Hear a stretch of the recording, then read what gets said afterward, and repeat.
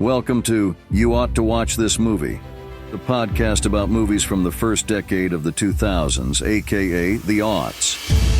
Follow along and explore a movie from the aughts, getting unbridled opinions from two millennials. Sit back, relax, and enjoy one of the best decades in movies. Welcome back to You Ought to Watch This Movie. AKA Yadam. She was expecting that. Yes. I'm Colin. And I'm Miles, allegedly. But really. So, what do we have going on today? Well, we have a movie from 2000 again. Another 2000 movie? Yeah. Oh, man. Well, this time we skipped a few weeks, right? Well, we did skip a couple movies, or maybe three. Actually, maybe just two. But looking ahead through the whole year, it looks like we're going to be in 2000 for a little bit. Well, at least we're not, watching every single movie. I know. If you watched us last time, 2 weeks ago, we had spoken about not watching it unless it was something that we could both say, yeah, let's see that in theaters. That mentality. And then it's like, well, some of them, I know we're getting off topic right off the bat, but some of them, I looked back and like some that we've watched didn't perform well at all.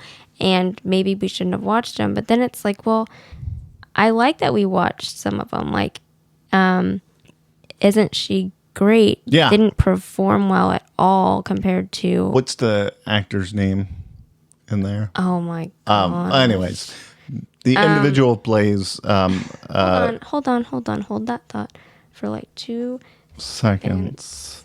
So, for those of you listening, this week we are going to be talking about... No. His name's Nathan Lane. Nathan Lane. Okay, we wouldn't have known about Nathan Lane, who also plays a character, Pepper, in Modern Family. Yes, and of course we also already knew him from Only Murders in the Building. Yes, but... we wouldn't have thought Pepper was so humorous. I don't think Nathan Lane gets enough credit. He is a fantastic actor. But as I was saying while she was looking that up, Yes. We are reviewing a movie today called High Fidelity. Yes, and if you haven't seen it, it's currently available on Hulu. Currently, keyword there. But also, I'm sure you can rent or buy it. And anyway, so if you haven't seen it, go ahead and watch it and then come back and, like, if you don't want spoilers, yes, and then come back and watch or listen to our podcast. And also, we need to tell you that it's rated R for language and some sexuality. I would say loosely on the some, but that's what, was on IMDb. Except for the scene with, was that scene that they were talking about Ian, did that actually have Tim Robbins in it? Oh, I think so. I think he just had a different, like, hair or something. Oh, okay, maybe. Or wig or something. Yeah. I'm not sure. Because I think it was the mention. Anyways, well, I don't, it doesn't. Yeah. I'll get to that later. Yeah. So. Also, this was released March 31st, 2000. Oh. All right. So, do you want to give us a summary? Oh, yeah, it's really small. And also, this movie is based off of a book that released in 1996. Wow. Quick turnaround. By Nick Hornby. And the book is set in London, but the movie is set in Chicago. Mm-hmm. So the summary is a music nerd remembers his top 5 breakups. Basically, I mean, that's kind of the whole gist of the movie. Yeah. Narrative. It was an interesting breaking the fourth wall type situation. Definitely feel like The Office got inspiration from it. Yeah. The, like mid-conversation, pan to the camera, like starts talking. All right. So, do you want to go with your trailer summary? Oh, well, my trailer thoughts. Yes. Okay. So there was a voiceover in the trailer we watched, so that's still a trend. Probably will be a trend throughout until the mid 2000s or later. I said Jack Black's character looks ridiculous, and it was. And then I said not sure if I'll like it, but when we watched the trailer the second time, it made me laugh, so that was a plus, or that was a good sign. Mm-hmm. That's all. Oh, okay. Well, that was the trailer on your end. So my commentary was, this trailer has a lot of promising actors and makes me think about the average 90s experience. I'm hopeful that the comedy in this movie is not missed from Tim Robbins, who I'm used to as a dramatic actor, i.e., E.G., rather, for example, Shawshank Redemption. But he didn't disappoint. I thought he did a good job, especially in the alternate thoughts that Rob's the main character Rob had. Yeah, I thought those were humorous. So, yeah, this movie was how long? An hour 40? An hour 53. Oh, an hour 53. With credits. So, give or take 5-10 minutes. Yeah. So it was on the longer side. So from what we've watched so far. Mm-hmm. So actors we know or recognized. First, Jack Black was the main one for me. It's not like I watched tons of Jack Black movies. It's just I know him, especially from The Holiday, but also like School of Rock and the Kung Fu Panda movies, I think. But I've only seen one of those. So anyway. Yeah, I don't even think of that. You're right. He isn't Kung Fu Panda. I don't know.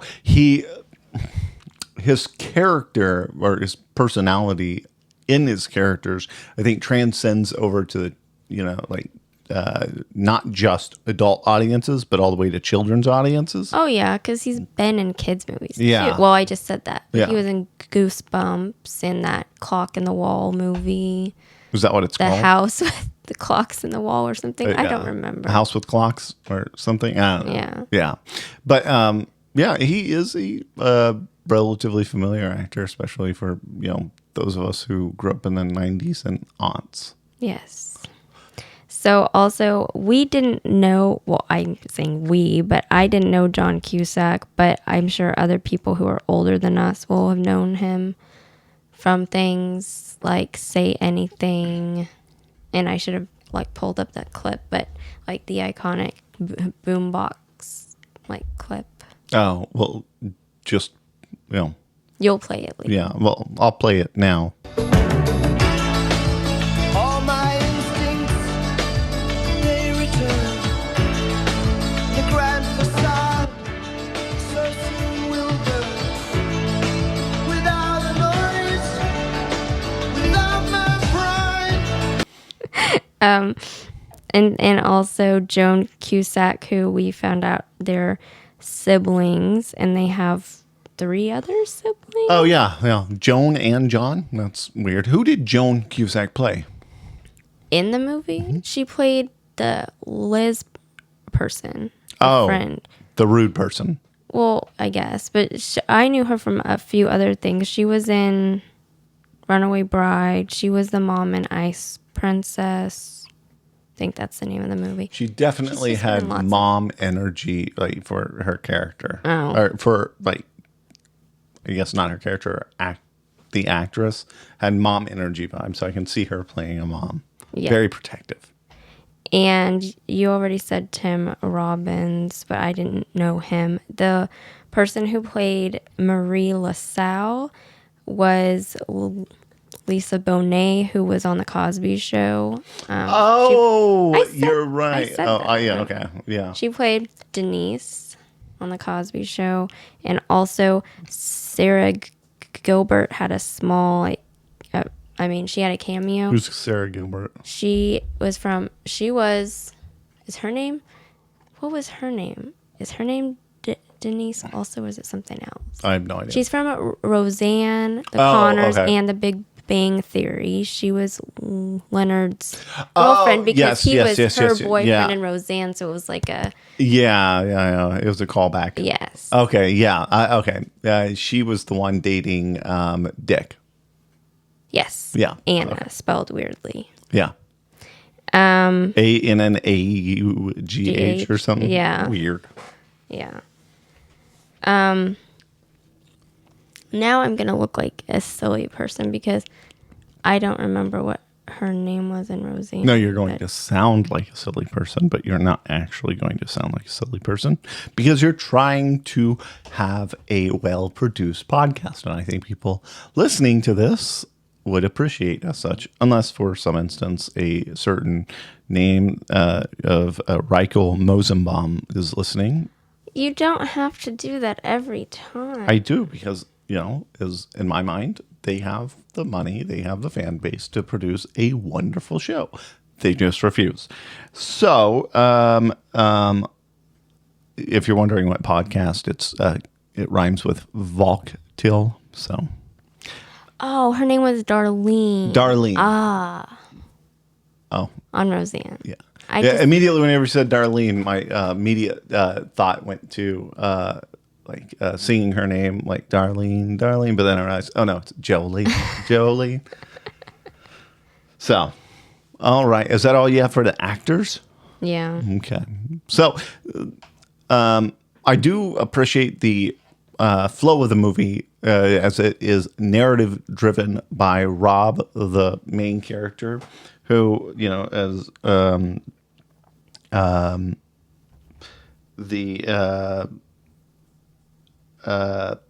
what was it? He seems like a very angry individual, like still somehow did not escape his post high school, tackling the real world personality.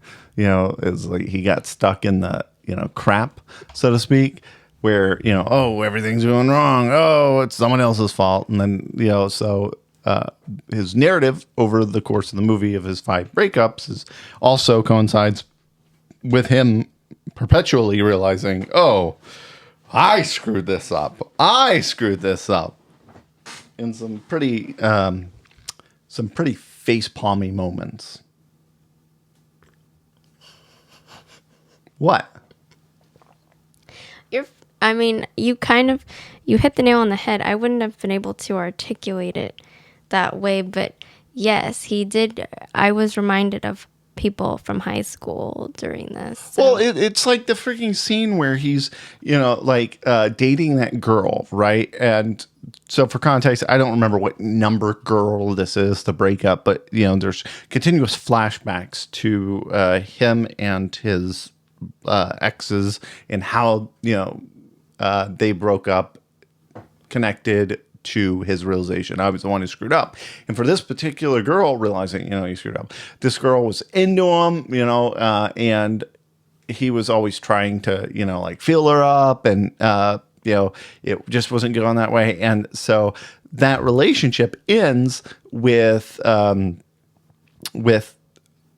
walking her to the door and breaking up with her, essentially, saying it's never going to go anywhere, because he wants to sleep with her.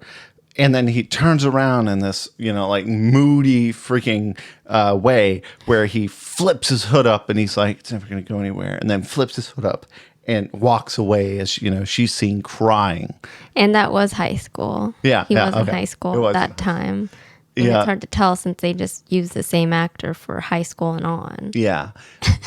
But needless to say, it was funny. But the opposite side of that, whenever they're, talking about it in, because they meet up for dinner and whatnot. And, he, before he realizes, oh, she did, she says, yeah, I wanted to sleep with you. But, that's not something I do in high school Not at when I'm 16 years 16, old. yeah. And then she talks about how, because after they broke up in high school, she turned around and was dating someone and had sex. And then she went on to this, thing about, I don't know, how upset someone should get, but, it just felt like, whenever she said, what was it, to the extent of, is like, I didn't say, yes, it was consensual, but, it might as well have been rape.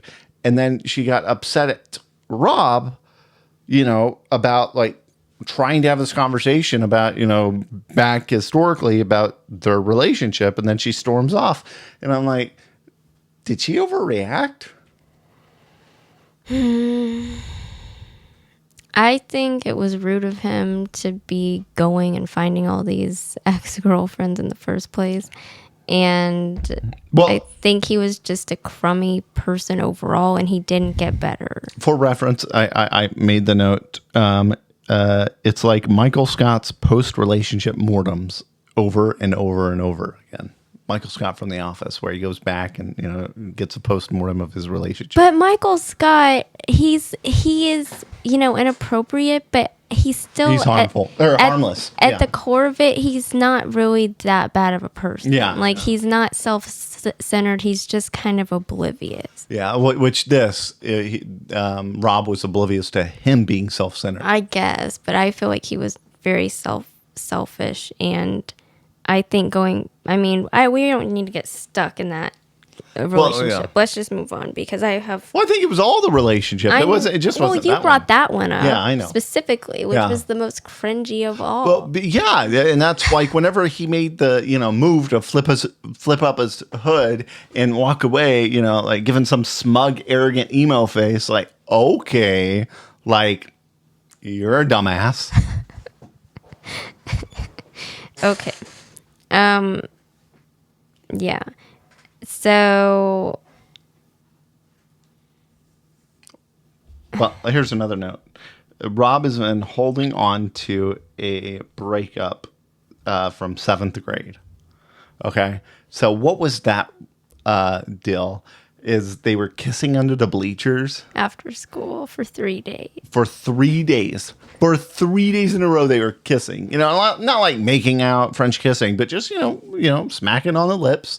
And someone makes a comment to her, and I don't remember the entire chain of that event. What happened with that one? He just said that they made out for 3 days, and then the 4th day, she made out with someone else. It was not a big deal. Like, oh yeah, who called her a slut though? His friend. Oh, his friend. Okay. Yeah. Yeah. Which I don't know how that related to was that his realization that like she just wanted to make out with people, or that she was just making. Yeah, I guess. I don't know. I never understood that, but it's like this dude's holding on to a grudge since 7th grade. But then again, now that I'm thinking about it after the movie, I think these were the only 5 relationships he's ever had besides this new one, Tracy. Who's Tracy? Or what's her name? Which one? The girl he ends up with. Laura. Laura. I think Laura, besides Laura. Well, then he lied to us because he said he's had lots of breakups, but these are the 5. And at first, he didn't even put her in the top 5, but just so she wouldn't, be in the top 5, he put somebody else up there. So he's at least had 6 relationships, in quotes, but. Hey, I'm going on a digression real quick. What year did Interstellar come out? Interstellar? Yeah. Why? Well, I want to know if it's in our podcast. Oh. Because, I'm bringing this into the equation because I realize a lot of stuff after the fact of watching, the movie. 14. Oh, 14. Okay. Well, then I'll put this nugget in there for you. Okay. And if you haven't seen Interstellar, go watch it and then come back to this sub-yadam section. Okay. I saw this video where someone was describing Interstellar, and it's just the significance. To provide context as to why I'm saying this, is to provide the significance of the realizations I have after watching the movie. But in Interstellar, there's a scene where they show the outside of the spaceship, and at the beginning of the movie, they show that same exact clip whenever he's going down and crashing. All right. And Christopher Nolan, being the director that he is, he wouldn't use the same clip if it wasn't on purpose. And so there's a theory that is just profoundly great, is that the main character actually died at the beginning of Interstellar. And because the dialogue with his children are, re-examined, is not necessarily dialogue a child would have with their parents. And then at the end of the movie, whenever he's crossing into the, threshold of the super massive black hole, is then he revisits, his daughter who's dying. And so what that individual presented was the reality that maybe Interstellar is a spiritual journey of an individual to the afterlife, if you will. Well, I guess I shouldn't be mad because, like somebody said in my past, you can't get mad at getting a spoiler for something that's been around a long time. So I shouldn't be mad at you spoiling a movie that's been around for 10 years because I haven't seen it. I heard you listening to that clip. I didn't know what they were talking about. So, well, it was just I would have been happy to continue not knowing what they were talking about. You'll forget about it. No, I won't. Yeah, you're right. You remember everything. Women, folks, am I right? But she made a face at me. Well, that goes into the back to the context of our story. Yes. But all of that to say is, that profound realization that I had, is like after we watch these movies in Yadam, I'm always thinking about, that's interesting concept. And so with this, it's like, maybe he only had 5 relationships because like that dude was so full of crap. Well, yeah, maybe he just, I mean, he played the character well. It's like, let's be real. Back to, Rob, the main character in High Fidelity, am I supposed to believe that man can continuously run a successful record shop by turning away customers? There's a scene at the beginning where, this guy comes in and asks for, and this part's in the trailer, he asks for a record for his daughter. Mm-hmm. And just called to say I love you. Yeah. And Jack Black's character is like, it's like, do you even know, your daughter, or blah, blah, blah. And then, is she in a coma? It's like so rude. But throughout the movie, this happens time and time again when John Cusack's character, Rob, is there and they're like fist bumping over it. Like, I don't know, you tell them like you're some elite. It's like, okay, buddy, there's already comments you make during the movie about, whether or not you can, continue with the record shop. Is this helping you? Well, I think that's the problem. That's why he's in such, shambles. Yeah, that's why he's in such debt or whatever, because he doesn't have he's not a high traffic store. Clearly not. And I remember, like record shops and they still have 1 or 2 record shops, but like true vinyl record shops. But I remember record shops. I went to go get CDs when they came out, tapes when they came out. Yeah, that was so much fun. My buddy John, he used to be able to like he had this Honda with tape player in it. He could hold it down for however many seconds, saying you wanted to listen to track 3 or something. He'd be able to instinctively just hold down the fast forward button and stop it, and it'd be just at the beginning of the song. Well, then if you think that he lied about how many relationships he's had, then what else did he lie about? Because, did he lie about hooking up with Marie LaSalle? Did he lie about... Well, because... Okay, and here's who directed this, by the way. This is another intriguing aspect to this movie. Stephen Frears. Okay, what other stuff? I'd be interested to know what other stuff he's done because of the nature of this film being flashback and, you know, storytelling. There's a scene that I mentioned earlier with Tim Robbins being comedic where Tim Robbins' character Ian, or, you know, Ray, goes into the record shop because John Cusack's character Rob is harassing his ex-girlfriend Laura and, you know, calling Tim Robbins' house like 5-10 times a night. And there are all these alternate realities where, you know, like in one instance, you know, they beat Tim Robbins up. In another instance, you know, they get into a fight, a yelling match. And yeah, it's comical. And so there are all these hypothetical realities going on. And so needless to say, What? well, you know, comment on what else you got. Well, I liked that they were calling, like, these were like elite. They somebody called them elitist, like, for their music taste, because they were like music snobs, but they were excited about the new Green Day music. I really couldn't get a handle on like what type of music they liked, because it seemed to be all over the place. Like, some of it seemed like heavy metal sounding, some of it seemed like House, dubstep, indie, more indie sounding. They like Green Day, which They were I all mean, over they the were place. they were still pretty new then, right? So maybe they were not as like big as they are today. When people, if you say that, they know who you're talking about. But anyway, I don't know. I think I just didn't.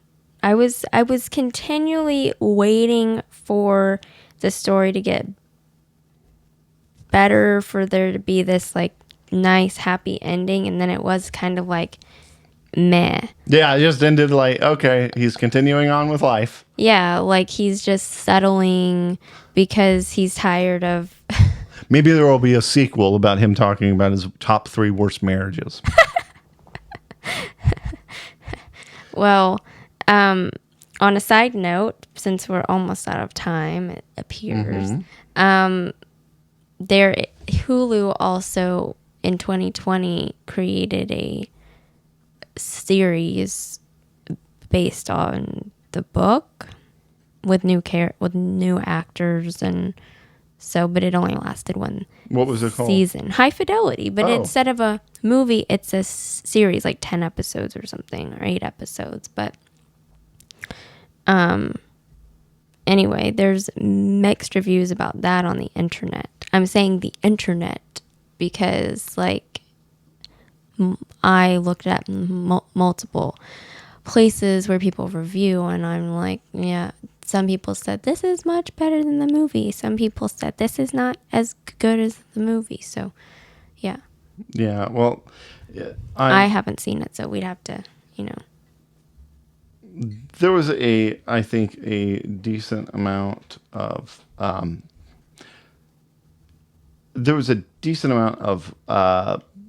Oscar-winning writers that were involved in this, Oscar and Emmy award-winning writers. And the author was involved as well. Yeah, but you know, and also the author being involved also, throws like subtext that you probably would have gotten in the book had it not been a movie. And so this is actually a movie that I would watch again, just because I've watched it already, and I would more actively watch it, given my understanding of how things are playing out.